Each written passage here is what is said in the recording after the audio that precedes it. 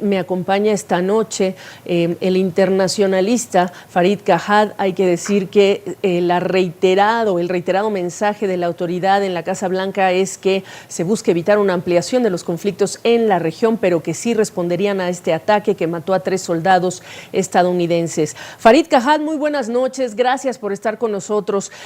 Hablemos de la respuesta de Estados Unidos por el tipo de blanco que se ha elegido, cuando sabemos también que se informó a Irak antes de atacar.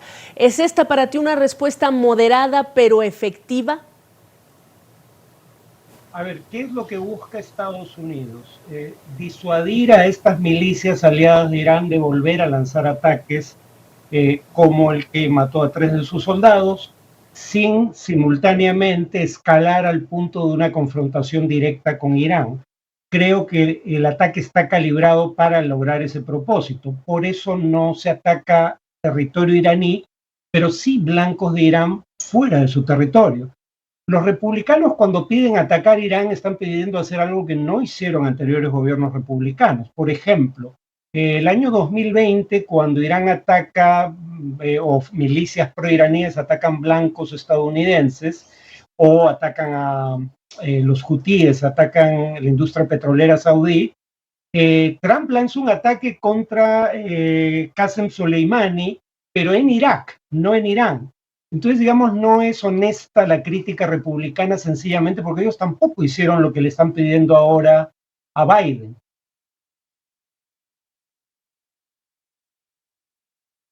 Porque al final han sido mensajes a lo largo de estos días, incluso avisarle a Irak tiene ese mismo propósito, ¿no? Evitar un mayor escalamiento en una situación que ha estado escalando en distintos frentes.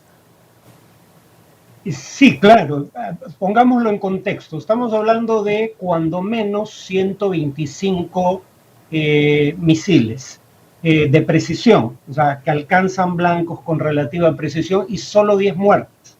O sea, en parte el propósito era, aunque rara vez se confiese, dar tiempo para, o por lo menos, poner a buen recaudo a dirigentes, sino parte del armamento. Sin embargo, el ataque ha sido contra centros de inteligencia, centros de comando y control, depósitos de armas y municiones.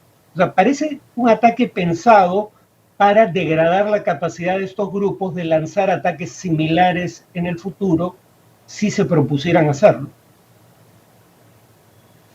¿Cuánto control tiene Irán sobre estas fuerzas, este grupo de fuerzas, de grupos que han atacado? En este momento estamos hablando de 2 ejemplos, pero podemos hablar de Hezbollah, podemos hablar de todas estas fuerzas o grupos de milicias que son respaldados por Irán. ¿Qué tanto control tiene Irán sobre estos grupos en relación con futuras consecuencias de lo que ha hecho hoy Estados Unidos? A ver, el gobierno americano ha sido bastante cándido en hablar al respecto. Dijo, no tenemos ninguna evidencia de que Irán haya ordenado esos ataques, pero sí tenemos evidencia de que las armas con que nos atacaron son de fabricación iraní. O sea, Irán claramente comparte enemigos con estos grupos irregulares, por un lado. Por otro lado, les provee financiamiento, aunque generalmente niega eso, y les provee armas, pero no ejerce un mando operativo. En ese sentido, no necesariamente establece dónde atacar o con qué armamento atacar, pero precisamente por el apoyo que da a estos grupos, Estados Unidos ha dejado en claro que culpa a Irán de lo que ellos hagan. Si el pasado es un referente, yo presumiría que aunque tal vez hay ataques contra bases norteamericanas en lo sucesivo, no va a escalar el número de ataques y probablemente se reduzca. Como decía el reportero en su informe previo, algunas milicias han dicho que suspenden los ataques contra blancos americanos. O sea, Irán va a dar muestras de que no desea escalar, y creo que una razón por la que ninguna de las partes quiere escalar es porque ya hay un posible acuerdo para un cese al fuego en Gaza, y finalmente todo esto empezó a raíz de las acciones israelíes en Gaza.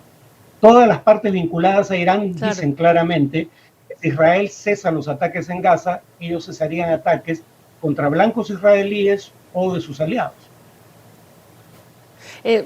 Justamente iba hacia allá contigo en la conversación, cómo calza el episodio en esta guerra de Israel contra Hamás y entonces el desalentar a que haya consecuencias nuevamente nos hacen voltear a ver a Benjamín Netanyahu y a la estrategia que se mantiene todavía.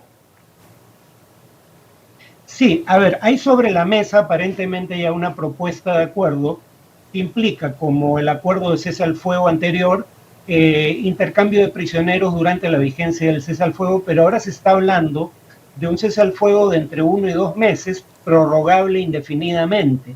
Netanyahu sería el gran perdedor de un acuerdo así, por eso probablemente no desee alcanzarlo, pero todo parece indicar que Estados Unidos está pensando ya en el día después del cese definitivo de hostilidades, pero sobre todo de que Netanyahu deje el gobierno.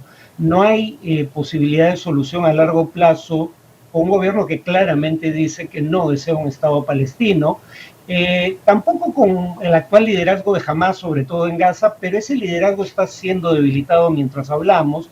Por eso probablemente sí acepte este cese al fuego con un plazo definido, pero prorrogable indefinidamente. Ahora, Farid, el papel que tienen los aliados de Estados Unidos en esa región en lograr este objetivo es importante. Sí, de hecho se está hablando de un plan, porque Biden está pensando también en términos electorales. Entonces Biden no solo está pensando en un cese al fuego, teniendo en consideración que una parte significativa de la base del Partido Demócrata ha virado hacia posiciones cada vez más críticas de Israel y por ende la continuación por tiempo indefinido de la guerra podría costarle, sino que está pensando también en una negociación ulterior que implicaría al siguiente gobierno israelí, pero también al gobierno de Arabia Saudita, y ahora Arabia Saudita condicionaría el establecimiento de relaciones diplomáticas y comerciales con Israel al reconocimiento de Israel del derecho de los palestinos a un Estado propio.